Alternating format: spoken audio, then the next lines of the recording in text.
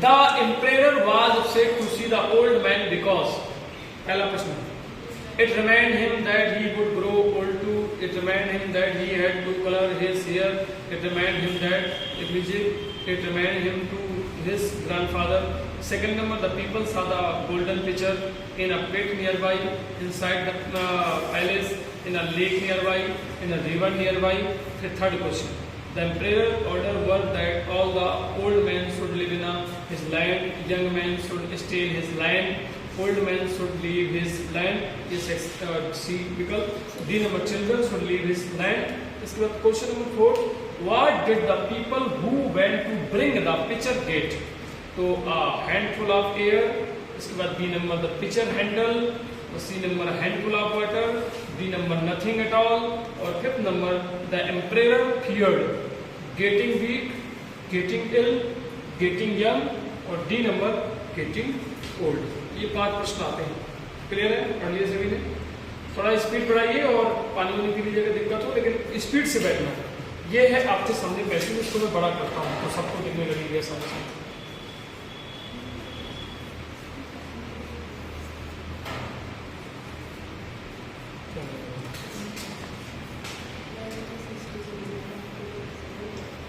दिख रही है?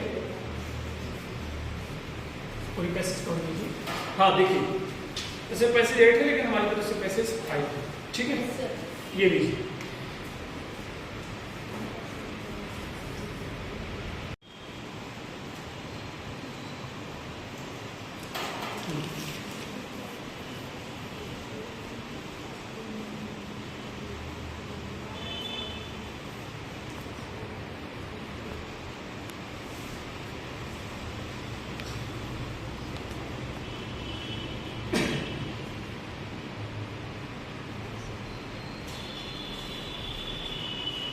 क्या है, दूसरे का आपने क्या लिखा ABCD में से, और थर्ड का ABCD में से क्या लिखा, और चौथे का और पांचवे का.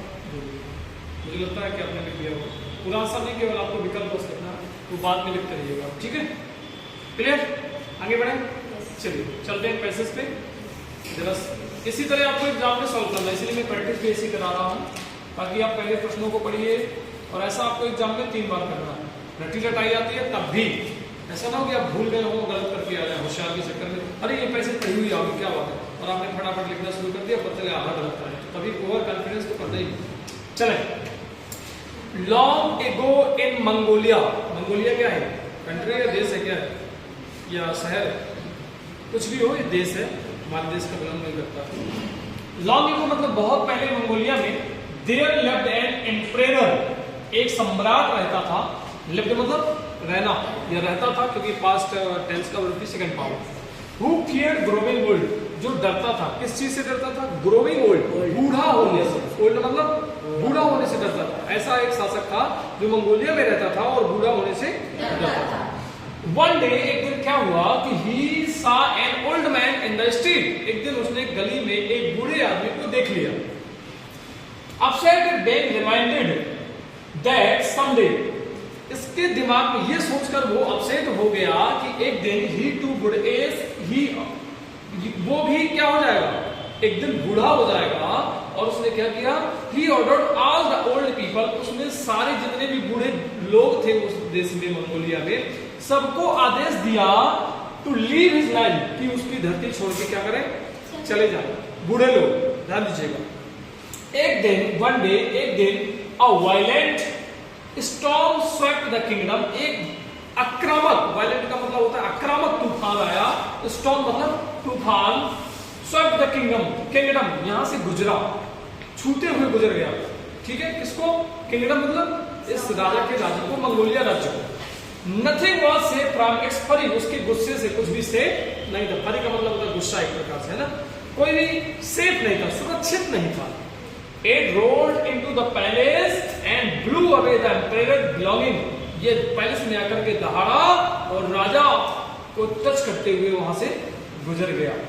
Including his priceless golden pitcher, और साथ में समेटते हुए किसको? Golden pitcher. और सोने का जो मटका होगा, पिचर होगा, वो तो उसकी कीमत कोई होती नहीं, प्राइसलेस होगा, है ना. When the storm ended, जब तूफान एंड हो गया अर्थात रुक गया तो क्या हुआ? The emperor ordered that the pitcher be found and brought back to him. राजा ने आदेश दिया कि वो जो मटका है उसे कहां लाया जाए? ढूंढा जाए. Be found, found मतलब ढूंढा जाए, and brought मतलब bring का सेकंड फॉर्म है मतलब लाया जाए, back to him उसके पास वापस ढूंढ के क्या किया जाए? लाया जाए. ठीक है. People went in search of the pitcher. लोग सर्च करने के लिए उस मटके को सर्च करने के लिए गए, ढूंढने के लिए गए. अब आगे They saw it in a lake nearby. एक जो वहां पे तालाब था, लेक मतलब तालाब, पॉन्ड भी बोलते हैं ना, वहां पे उन्होंने उसको देखा. किसको देखा? मटके को. नियर बाय मतलब पास के एक तालाब था. But no matter who tried, पर सारे व्यक्तियों ने कोशिश की. No one could get a grip on the pitcher. कोई भी व्यक्ति उसके मतलब ग्रिप का मतलब होता है ऊपर जो लगा होता है ना ग्रिप, जैसे पेन में भी ग्रिप होती है पकड़ने का, उसको पकड़ नहीं सका. कोई भी व्यक्ति पकड़ नहीं सका. किसको? मटके के ग्रिप को, मटके के ऊपर जो पकड़ने का लगा रहता है. ठीक है. All they got was a handful of water. All they उन सभी ने प्राप्त किया हैंडफुल मुट्ठी भर पानी, handful of water. Yet it could be plainly seen. ये yet नेगेटिव सेंटेंस में प्रयोग किया जाता है. It could be plainly seen, ये देखा जा सकता था साधारण से. Glittering and just below the water surface. कुल मिला के कि जो पानी का सरफेस है उसको देखा जा सकता था. मटका जो तालाब में चला गया था तो ग्रिप नहीं कोई पकड़ पा रहा था. सब लोग कोशिश कर रहे थे, बजाय मुट्ठी में पानी बस उसके उनके जो है आता था और कोई उसको पकड़ नहीं पा रहा था. और ठीक है, सारी कहानी समझ में आ गई होगी कि तूफान आया और उड़ा के सोने का मटका उड़ा के ले गया. पता नहीं उड़ा गया था नहीं उड़ा था. ये पैसेज है, हमें क्या करना है, हमें तो प्रश्न सॉल्व करना है. आगे बढ़ेंगे. चलिए देखते हैं question number first. The emperor was upset to see the old man because जो सम्राट था वो अपसेट था देख करके कि ओल्ड मैन, एक ओल्ड मैन को, बिकॉज क्यों अपसेट था? It reminded him that he would grow old too, क्योंकि वो याद दिलाता रहेगा कि वो एक दिन वो भी बूढ़ा होगा. It reminded him that he had to colour his hair. Colour his hair आया नहीं, सबसे पहले इसको क्या करो? विलोपन विधि से कैंसिल करो. It reminded him that he might fall in, ये भी नहीं आया, इसको विलोपन विधि से कैंसिल करो. See it reminded him of his grandfather, ये तो और गलत है. डी को भी शायद सी हमने बी सी डी को हमने कट कर दिया तो करेक्ट आंसर इज ए. सभी का सही होगा. पीछे वाले आपका भी सही था. सेकंड नंबर, द पीपल सा द गोल्डन पिचर. लोगों ने सोने के मटके को देखा. इन अ पिट नियर, ये तो साफ साफ आया. इन अ पिट नियर बाई, ये तो पिट कहीं आया नहीं, गलत. इनसाइड द पैलेस, ये इसको रिजर्व में रखेंगे. इन अ लेक नियर बाई, इसको भी रिजर्व में रखेंगे. इन अ रिवर नियर बाई, ए और डी को पहले कट करेंगे. अब इन दोनों में ढूंढेंगे कि करेक्ट आंसर क्या है. देखिए, लोगों ने सादा गोल्डन पिचर, अगर पैसेज के अकॉर्डिंग देखा जाए तो ये बस पता चला है कि गोल्डन पिचर को टच करते हुए तूफान गुजर गया राजा के यहां से पहले से. लेकिन ये लाइन बाद में आई, आपने ध्यान दिया कि लोगों को ढूंढने के लिए राजा ने कहा. कौन सी पैसेज में आई है? सेकंड का मैं दिखा देता हूं.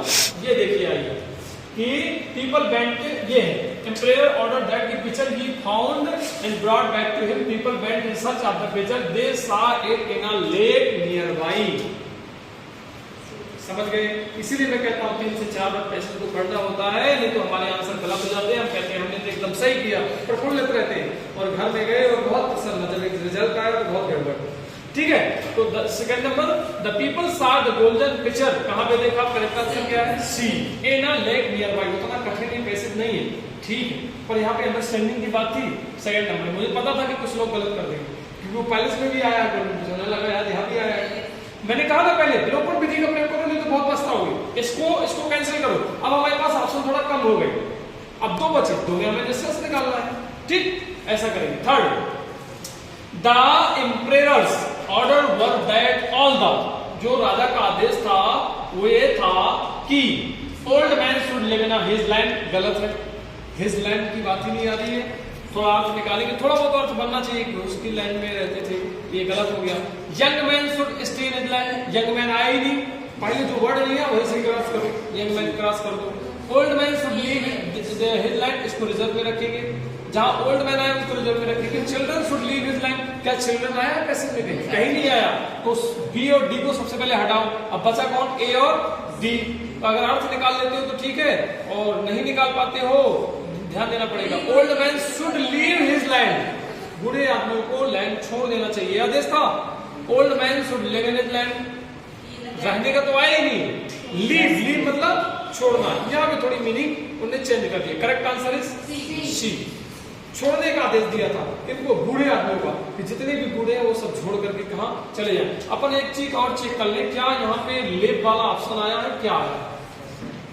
Mongolian order all the people to leave आया, अच्छा है, मतलब सरलता दी है वो।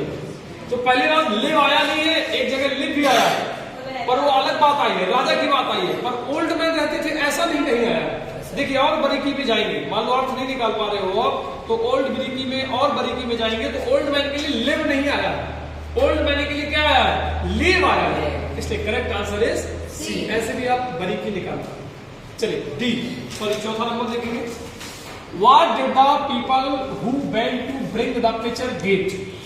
क्या आएगा? कौन से लोगों ने went bring the pitcher get? What did the people? लोगों ने क्या किया? What did the people who कौन जो है went to the bring लाने के लिए गया मटके को, उसके बदले में क्या किया उन्होंने? Handful of air, the pitcher handle, the handful of water, nothing at all. बताइए करेक्ट आंसर इज सी। कितना? मुट्ठी भर पानी। क्या लोगों लाए? मुट्ठी भर पानी लाए, ठीक है ना। Who went to the bring the pitcher gate? जो लोग मटके को लाने के लिए गए थे उन्होंने क्या किया? तो उन्होंने क्या किया? हैंडफुल ऑफ वाटर लेके चले आए, क्योंकि मटके का जो ग्रिप था वो पकड़ में नहीं रहा था। पांचवा, द एम्परर फियर्ड, राजा डरा हुआ था। गेटिंग वीक, वीक गलत, गेटिंग इल गलत, इल देख लो आया ही नहीं। गेटिंग यंग गलत, देखो ओल्ड आ गया, इसलिए करेक्ट आंसर इज डी। समझ गए कैसे आंसर निकालना है? पैसेज को समझना टेक्निक अगर आप नहीं समझोगे, कितने भी होशियार हो, वो तुक्का मार के 2-4 नंबर आ जाएंगे आपके, पर आप पूरे के पूरे नंबर नहीं ला सकते जब तक आप टेक्निक का प्रयोग नहीं करोगे। पहला मैंने क्या समझाया? पहले प्रश्नों को पढ़िए, दूसरा पैसेज को पढ़िए, फिर आंसर को निकालिए। हो सकता है नजदीक आंसर हो, आपको लग रहा है कि मेरे अकॉर्डिंग यही आंसर है, लेकिन नहीं। फिर विलोपन विधि का प्रयोग कीजिए, फिर एक बार पैसेज को पढ़िए और फिर मिलाइए, तभी आपके सारे के सारे आंसर सही हो सकते हैं। ये उन्हीं के लिए जिनको 100 पे 100 लाना, उनके लिए भी है, और ये उनके लिए भी है जिनको पास होना है, ये पास से ज्यादा नंबर लाना, ये किसी के लिए गलत नहीं, ठीक है। तो एक बार फिर से मैं आंसर दोहरा देता हूं, आप चेक कर लीजिए, फिर मुझे बताइए। पहले का अपन ने क्या निकाला? ए बी सी, ए। दूसरे का आपने क्या दिया था? सी। तीसरे का अपन ने सी, और चौथे का अपन ने सी, पांचवे का अपन ने डी, ठीक है। समझ में आ गया? कितने लोगों के कितने सही? 5 में से 5 4। 3 वाली कौन है? 3, ठीक है।